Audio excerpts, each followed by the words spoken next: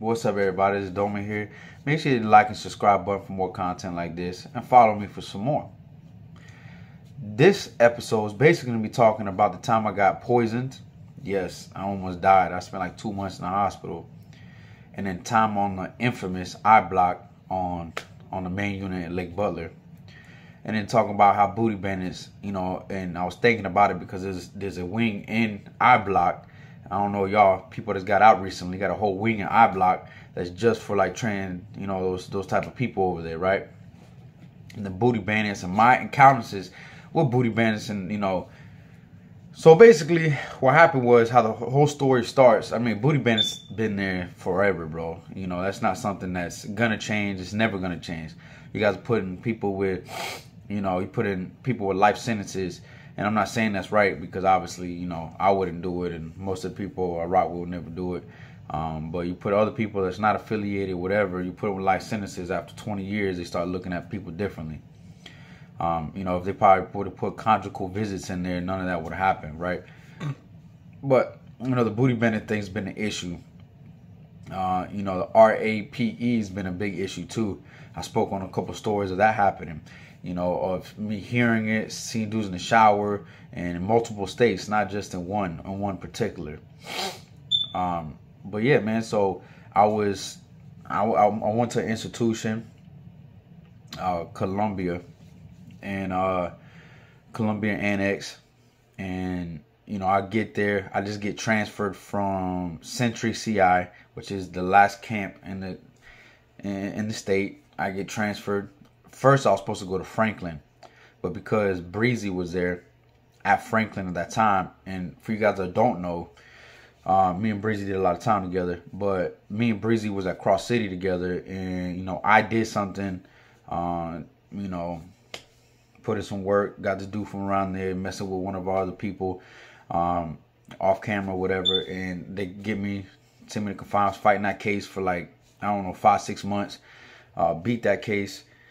Anyways, so we have a thing that we can't really be at the same compound no more, right?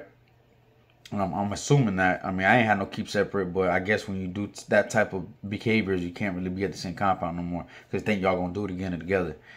But Breezy ain't do nothing. He was just walking down the hallway. He seen me walking with me or whatever. Anyways, that's another story for later. So I'm supposed to go to Franklin. Like, once you get in the panhandle, bro, it's like you stuck there, bro. Like, it's so hard to get out of that. So I was supposed to go to Franklin because I asked the property dude, and he told me, he's like, yeah, bro, you going to Franklin? I'm like, all right. I ain't really tripping. At this point, I've been to the worst compounds in the state. So, going to another bad compound is nothing like I just left. Nothing I haven't been to before. So it's just a normal thing. Everybody wishes, man, I wish I can go to Avon Park. I wish I can go to South Bay. I wish I can go here, blah, blah, blah, blah. But Cross City was sweet now. I ain't gonna lie to you, bro. Cross City was, the problem is they, put me in such a sweet compound, and people just run them out extra compared to I was just at Charlotte. Cause I went from Charlotte to Cross City, and Charlotte was, you run your mouth, you get popped. I mean, simple like that, bro. Ain't running around, ain't this, ain't that. It was just on site. And I was still on that same mentality, bro, because I was at Charlotte for 3 years, bro. 3 years steady every day into something, bro. So I go to there, it's just like, that's all I know. At first I was like, nah, I'm gonna chill, but that's not what happened. Anyways, but so I was gonna go to Franklin. I couldn't go there because Breezy was there. And so they rerouted me. And then I noticed I was going towards like Central Florida, like towards that way. I was looking at the highway and stuff. I'm like, I'm about to go down south. Everybody's trying to go down south, bro. So I was like, I'm going back down south, boy. Everything's cheaper down there. Everything, if you know, down south way better in Central Florida. Anyways, then they stop at Lake Butler. And I get to Lake Butler, of course. I go to the West Unit. Everybody go to the West Unit. It used to be called Wild Wild West because it used to be crazy. Ain't really that crazy. I ain't never really had no problems at the West Unit, to be honest.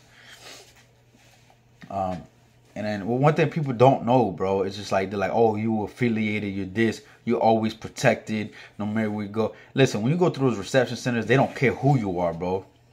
And people that been in Lake Butler being transferred, what time it is, bro. They don't care if you this, you that, you this or that. They don't care. Even your own people don't even really trust who you are, bro, to be honest, because they're like, man, because there's a lot of fugazi people. A lot of people just checked in, you know, unless they know you. Like, okay, this name's ring bells, like, you know, but there's so many different, you know, organizations. It's like, your name really has to be ringing bells for people to know you like that, you know. So majority of people, they stay by themselves, you know, because you're like, man, I ain't trying to, you know, peace up with this dude, man. He just checked in, and then you're gonna feel played, right? So you by yourself for those institutions, man. So don't get that confused. But anyway, I go to the West Unit, and they send me to Columbia, all right? Because each day has like its own like we know, like Mondays go to this place, Tuesday goes to this place, Wednesdays go to this place. So you typically, you know, you don't know exactly what, you know, prison you go to, but you know it's going to be one of those three if you don't ask or pay somebody. You know, I didn't want to get too much information, but anyways, unless you pay somebody. So, you know, I don't know where I'm going at this point. This is the first time in all these years that I didn't know where I was going. Because like I said, they rerouted me. Because I remember when they were calling Franklin, they didn't call me. I'm like, bro, I thought I was going to Franklin, right? And I saw the paper. I know where it said. And I guess they rerouted me, whatever.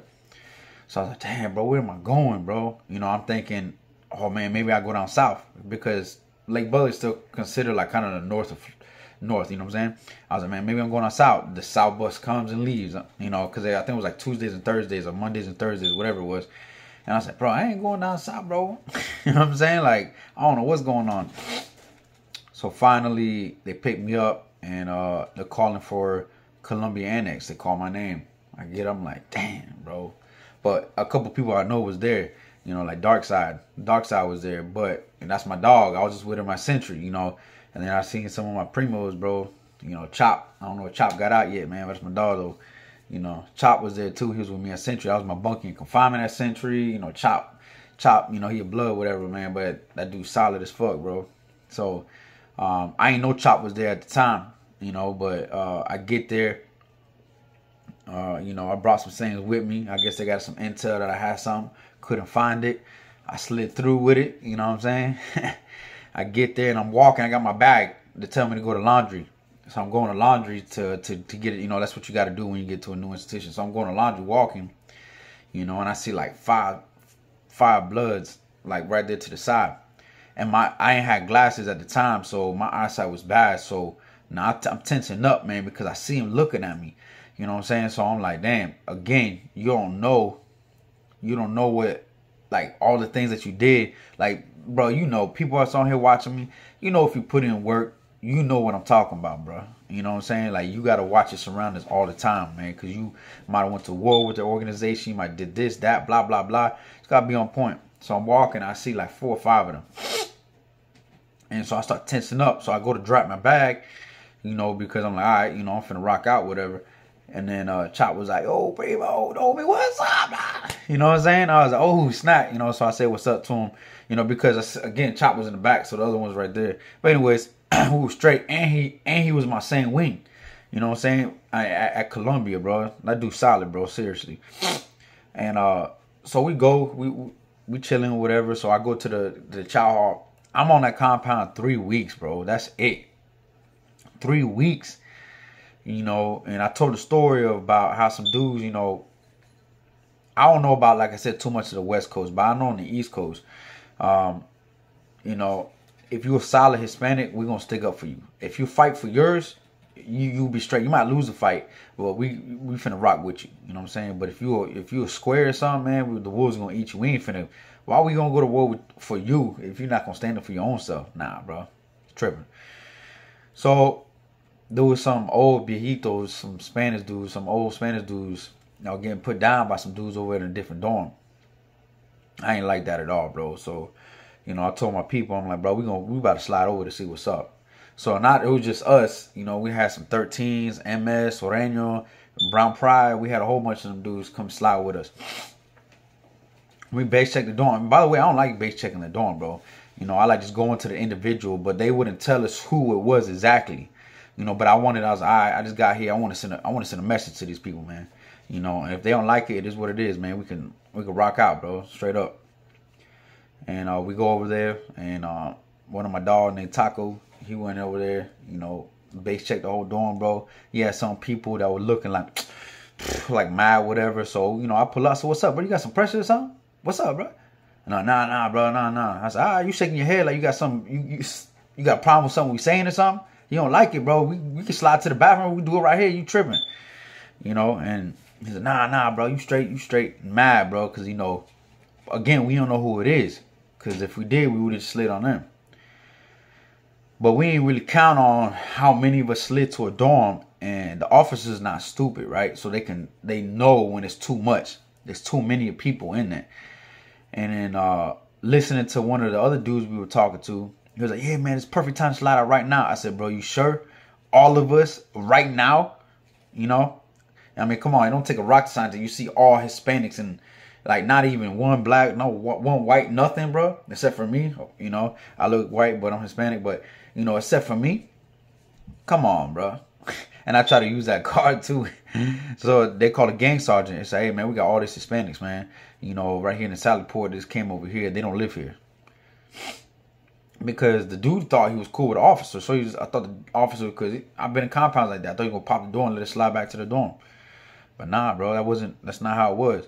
We go over there and they call it gang sergeant. So he puts us all on the fence. And that institution at that time was the only institution that had body cameras and they had tasers. I don't think no CO should get tasers in the state over there, bro. They most of them are psych patients, bro. They worse than the inmates there, bro. They shouldn't get no tasers, man. Seriously, that's ridiculous. And then we're sitting there lining up the fence, and it's all Hispanics. He getting to me. I'm like, bro, what's up? I'm going to the call out, bro. So I tell him, and he was like, oh, you know, what's your last name? He sees it. I said, bro, listen, that's not even my shirt, bro. Look, I'm white. Just let me go, bro. I don't even know what you're talking about. And he was like, he was thinking about it for a second. And he ain't do it. And then they started talking some racist stuff, man. Talking about KKK meetings and all that, bro. And I'm like, bro, y'all tripping, bro, for real? And I snap on him. I said, bro, y'all racist as hell, man. You know, bah, you know, and then they started talking about, like, at that time, the Houston shooting. I'm like, bro, I wanted to snap. And all of us started getting rowdy. So they grabbed the taser, you know, and of course, you know, I ain't gonna lie, bro. I folded under that taser. And I'm like, you got it. You know what I'm saying? So they take us to confinement, and again, they violate our rights again. They put 3 of us to each shower. It's supposed to be 1 person per shower. They put 3 of us in the shower together. You know, cramped as hell in there, bro. You know, and I'm like, bro, I swear if you fart, we finna fight. We're that close, right? And then, you know, he trying to act cool. Man, just tell us what happened. Tell us what's going on. And we're going to let you go. If not, you're going to go put on an investigation. I'm like, bro, what are you talking for? Put us an investigation in. And I'll tell her, I said, bro, none of y'all say nothing, bro. Like, for real, none of y'all say nothing. You start talking, we going to go to CM, bro. You know, because they can hit you with inciting a riot because there's so many people. And I said, bro, don't say nothing, bro. Don't even say nothing. Say, I don't want to talk. You know, don't give him nothing. So they put us all on investigation. And then they gave us a DR for, he gave me a DR for, what was it, gang activity. You know what I'm saying? I'm like, gang activity, bro? I'm not even in a gang, bro. What you talking about, man? And so anyways, but at that time when I'm in confinement, that's when the poisoning comes in. I have my people calling the prison because I'm like, bro, listen, they treat me bad. You know, like, they got me under here, you know. So one morning, they clean with Fabuloso in prison, right? So one morning, like in the morning time, they feed you at like 3, 4 o'clock in the morning. So I get up, get my tray. I usually eat the food and just chug the milk, not even tasting it. Just, you know, I don't know why I did that, but I end up this morning I took a big gulp, but not like chugged it. And I taste Fabuloso immediately. So I throw up. And all the while, bro, we're in confinement. The doors are locked 24/7, like 7 days a week. The door kept popping open and closing, popping open, and I would close it. I'm like, bro, you ain't gonna get me, bro. They wanted me to come out, I guess. I don't know. But just a coincidence, my door keeps popping and my people's the one that's calling. So after that incident, I started getting real sick. Like, I couldn't breathe. Like, I was having fevers. And so I used to declare medical emergency. And, you know, on medical emergency. So I'm just like, damn, bro. And then they're like, nothing's wrong, but my heart rate would be 134. You know, like all this, I couldn't breathe. I'm like, bro, you think a resting heart rate should be 134? I mean, these nurses are like, those are like Dollar Tree nurses, bro. I ain't gonna lie to you, Dollar Tree. I mean, you don't need no type of skills or nothing. Those are the people that work at the hospitals that get fired and they come work at those places, bro. Like they should treat, and I get it. Like I understand their point of view, right? Because a lot of people declare medical emergency just to go see the females or go gun them. Meaning, you know what I'm saying? And try to gun them and do all this. I get that, bro. I get it. But just like in my situation, it was a real issue, you know, and I almost died, bro. Real talk. And so it was pretty bad. And you know, luckily, if I didn't have a cell phone in confinement at that time, if I didn't have my cell phone, it would have been over with, bro. I had my cell phone. I had some batteries. You know, of course, I did 1, 2. I ain't gonna put too much out there, but anyways, you know, I was on the phone all the time, bro, talking to my people. You know, and I'm like, bro, call up here, bro. Listen, I'm so sick. 2 weeks go by, man. I haven't slept. I can't lay down. I'm just my extremities are swollen. So they call, and my mom threatened to call the news. That same day, they come get me. They do an X-ray, and they see a whole bunch of fluid in my lungs. And they're like, "Oh, it's not that bad." I'm like, "What do you mean it's not that bad? Look, I'm not even a doctor, and I can see it because you know they had it on a thing right next to us." I'm like, "What? Are you serious? That's not bad? Are you crazy?" You know, like I'm getting like frustrated. But at this time, I'm so sick. They're talking about, oh, it's blood pressure. I'm telling you, my legs are swollen like this, my ankles. I'm like, that's blood pressure? That's a doctor telling me, by the way. I'm like, bro, I'm telling Fugazi doctors, bro. I'm telling you. Y'all know people that have been locked up, man. Y'all know. You know, they don't take their profession seriously at all, bro. At all. They try to give me antibiotics that I was allergic to. Like, man, they were really trying to get me at this institution. You know, again, I would see it, it had a generic name. I would call my people when I was like, hey, what's the name of this? And they'd be like, oh, it's this medication. I'm like, bro, they know that I'm allergic to this medicine. They gave it to me anyways. And, you know, I'm allergic to 2 medicines, and they gave me both of them. I'm like, bro, these people really trying to get me, dog. You know what I'm saying? And I tell them, I said, man, I'm allergic to these medicines. Oh, well, just take it. I'm allergic to them. They're like, oh, I don't care. But at that time, they were like, okay, we have to send him to the hospital. His mom keeps calling, like, you know, it's in record now that he's messed up. If he dies or something, we're going to be in big trouble, right? And then I could hear the doctor over there talking. He's like, man, I don't even want to send him. Oh, I forgot one time. I forgot to tell you this. So I kept declaring medical emergencies. And, man, I give a shout out. I forgot this officer's name, bro. He kind of really saved my life, bro. And, again, not all officers are bad, but you got some bad apples just like in everything. But this one was, man, he was like a God-fearing man. And he was like, listen, I know you're sick. I come here every day. He said, listen, I'm trying to talk to the people up there. I know you're not faking it. Now you can see me. I wouldn't eat. I was thrown up in my cell for 2 weeks straight. Every day he'll come in. And he's like, they still didn't do nothing free. And they just gave me Tylenol, ibuprofen. Tylenol, ibuprofen. Tylenol, ibuprofen.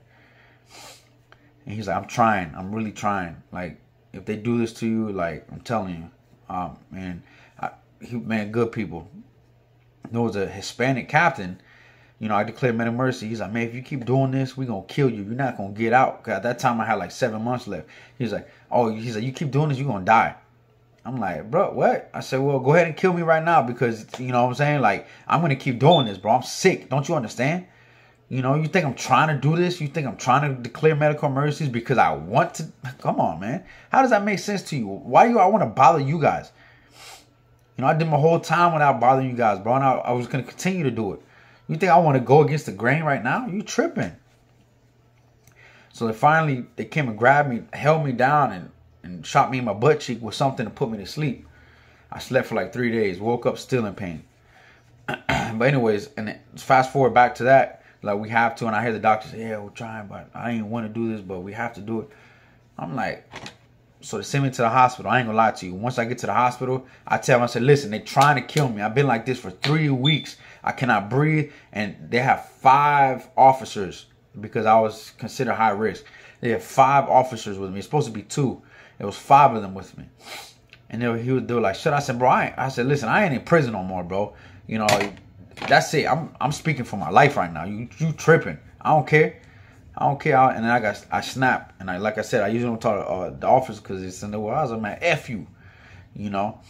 So the doctor comes in, you know, that actually cares about his job. And he was like, how long has he been like this? He was like, oh, he just needs an x-ray. The doctor was like, no, we're going to admit him to the hospital. I mean, this guy, look at his legs. You know, I mean, look. And we did the x-ray. He's like, listen, this is how you guys do it in the prison?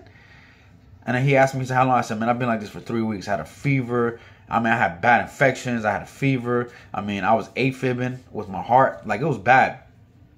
And the officers were so salty that they were admitting me to the hospital.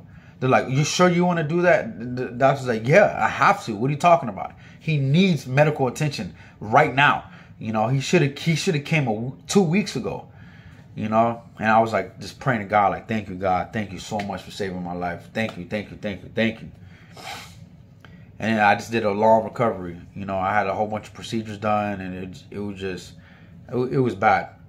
So, and I met some great nurses there at the time. Anyways, then I go to Lake Butler. You know, and then I'm admitted to the hospital on the main unit. And that's a real sombering place right there, you know. The main unit hospital at Lake Butler. You know, there's a lot of people dying. You see people die. Every day you got old people just dying right next to you. Wake up in the morning, they'll be trying to wake them up. Mr. Jones, Mr. Jones, Mr. Jones, wake up, wake up, wake up. And then just calling radio. Yeah, we have one over here, blah, blah, blah, blah. You know, he's dead. Die right there next to you. Because the beds are right next to each other. They're hospital beds, but they're literally right next door. You know, but that time was such a peaceful time for me because I know there wasn't no violence there. Yeah, you were seeing death, but I was used to seeing death. You know, so it was so peaceful. I didn't have to worry about getting wet up, wetting somebody up. Like, there was no violence. It was so peaceful. You know, there I'm fighting for my life still, but you know, it's still, but not in a physical sense. You know, like with someone else physically. So I stayed there for like 2 months. You know, I spent the rest of my last 7-8 months in the hospital, bro. You know, minus like the last 2 months. The last 2 months of my thing, I wasn't in the hospital. So I put me in the main unit. The main unit, I was in I block, the infamous I block, bro. That's like a building like there's no other that I've seen. And this has an eerie feeling, man. It's like from 1920s, 1910s setups. I go to Wing 1, right? Everybody knows what Wing 1 is. You know what I'm saying? So Wing 1 is usually for people of life. But the bottom tier, not all of them, but let's say there was like, I forgot how many cells there were now, but let's say the bottom ones, like let's say 7 cells are, and the Wing 1 is all single man cells, which I loved. I was like, bet. But they actually have real bars, like, yeah, pam, like real bars like that. And so, you know, it was great. You know, single cell. I didn't have to worry about nothing. Someone would come to my room. I'm finna pop them. You know, it was straight. But it was not like the, you know, it was such easy time, bro. People weren't tripping about nothing there. And again, just everything's a blind spot. Everything. Don't act like you on, you know what I'm saying? Again, people think that you have everybody. And that whole I block, I was by myself the whole time. I'm talking about I'm the only one of my people there. You know, so I had to do it, or I wanted to do it for myself, just like anybody. Nah, of course you want to do it for yourself, you know. So I got into a few fights, not in that wing, but a couple wings, you know. I met a lot of solid people for everything, man. There was a couple, you know, white dudes there that was super solid, man. Old timers, man. They were funny, man, but they were, you know, they were definitely solid. They were about the business. You know, and I said this before, man, you got people rocking in every race. Every race. You know, like I know I hear about the West Coast, you know, everybody's rocking. Seems like, you know, if you soft, you like the minority over there in the West Coast, and I respect that a lot. And just like in Maryland and Virginia, the white people rocking super hard, bro. Super like mega hard. And you know, a lot of people in Florida too. You know, you got some people that's not rocking in every race, right? That's just how it is. You know what I mean? But there was like 7 cells at the bottom was a lot of transgender, you know, down there. And you had people wanting to slide from different. I didn't like that part, man, because I'm like, and I asked. The thing is, it was like in the stuff between a single cell. Most of those people were not getting transferred. They were sitting there for a long period of time, and I ended up staying there for like a month, and then I get transferred to the West unit. When I get to the West unit, again, it's a whole different thing. You know what I'm saying? Like the West unit was way different, you know, than the main unit. Like you can get into a problem real easily. You don't know, like for example, like I ain't gonna say too much, but there was, you know, my people went to war with somebody else, and 1 week it was like, I'm not even counting my 1 wing alone, because when you're HO4 is max, like that's your max of custody. You know what I'm saying? And I was HO4 dorm. You know, I wasn't HO3, HO2, HO1. I was always HO4 my whole bid. So I go there, and I'm not even capping, like 18 of them in my same wing. They know who I was. They keep staring at me. You know what I'm saying? And I'm staying 10 toes. Were they gonna beat me? Of course, if they got me, I was over with. What you mean? I mean, I'm not stupid, you know. But I was gonna try to rock out by myself, you know, because they see me, man. I put my vest on. Again, I always buy a vest, man. I think it can save your life. Put my vest on. They see me with the vest on. They see me with the tie. They know what that means. They see me clutching. You know, I ain't stupid, man. You got to keep your ear to the streets. You got to understand what's going on. So that week it was like 17, and I knew they were about to come. My people were about to come, and then I had about like 10 of my people in there. You know, so of course it's phones, and you know what's going on. You know if you have to do something, you don't. Most of the time, things stay at the institution. But anyway, I ain't gonna talk on that. That's something that I ain't want to talk about. I don't want to talk about no politics. I ain't doing it, bro. I ain't bringing none of that type of stuff in there, bro.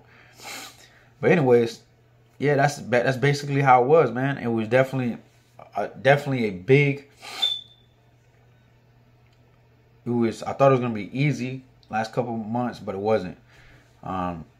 Once you get to settle things, people come in and out. So I was kind of like a permanent at the West unit, because why transfer me to another prison when they have to transfer me back to Lake Butler anyways to get released? Like you can get released from prisons, but the problem was I was getting extradited, so I had to go back to a reception center anyway. So they just kept me there, and I was like, man, just send me to a main institution. Like, nah, we can't. I'm sorry, we can't do that or whatever. So, you know, I built a lot of good relationships right there. Super excited. Towards the end of your days in there, you're always thinking about what I'm gonna do, what's the goals are, you know. And what you really don't think about is the transitioning into dealing with issues, transitioning to be a productive member of society. You always say, I ain't going back, but your mind is still stuck. Like when you do something for so long, for 10 years, 5 years, 7 years, whatever, bro, that's part of your everyday life. That's something that you're going to have to deal with every single day. You know, and I didn't realize at the time. A lot of people don't realize it. It was definitely, I mean, it took years for me to be a different person. And like, people don't understand, like, it's definitely a hard thing to do. So, you know, but anyways, I remember I was going to go get one of my two pulled at the main unit. And that's when they come. And I was so mad because, dude, a white shirt, no, classification. They like bosses there. Like they tell the officers, they listen. They come, they call my name, like, hey man, go to intake. You're leaving. I'm like, hey, I'm leaving. I'm getting happy, whatever. I got property over there at the West unit, but I'm like, I tell the officer, I said, listen, all I care about is my tablet and my pictures. You can give it all. And I told the dude, I said, whenever I leave, you guys can have everything except for this and that. And they respect. And guess what? When I wasn't there, they packed it up. They gave me exactly what I wanted, and they gave the rest to my partner that was there, a bro from Brest from Tampa, you know. So I think his name was 2-4. Anyways, I'm chilling, whatever, and they called me, but he didn't want to let me go. I'm like, bro, you didn't just hear the classification, tell me to go to intake, and he was like, hey man, shut your mouth, bro, blah blah blah blah. And so I'm sitting there, I'm like, all right. Like 30 minutes. I'm so anxious to go, bro. I'm so freaking anxious to go. And finally I'm sitting there, and then they get a call. He's like, hey, where's this? He's like, oh. And then I tell the guy, I said, see, I told you, bro. I was like, dumbass. And he was like, what? Damn it. I said, you can't stop this, baby. Can't stop this. I'm on the way out, you know? So I go up there, and the people are picking me up. He's like, man, we were about to leave you. You know, we were trying to get you for 4 hours. I'm like, so quick to put you in that place, so hard to let you go. With that being said, make sure you hit the like and subscribe button. Follow me for more content. I appreciate your love and support. And I hope you guys have a blessed day. Let's get it. Dale.